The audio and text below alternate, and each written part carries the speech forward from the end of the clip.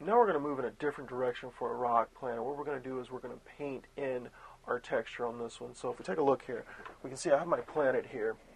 What I'm going to do is I got my paintbrush up, and it's a rather large brush like this, and I've set my setting to linear dodge.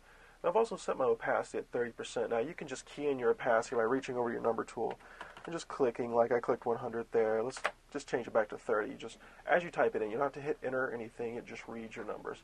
So what we're going to do is we're going to say the sun's going to stay here in this lower position that I've put it at. So let's go ahead and lighten this up some. Like the sun is going to be shining from the bottom here. So there we go. There we go. That's a nice texture we got going on here. Let's fill in just a little bit more back in here. There we go. Giving it just a little bit there. There we go. Now what we're going to do, we got it where we want it, and you can see where we're going to place it because of where the light's going to be at. So we'll just go with it from right there. Now let's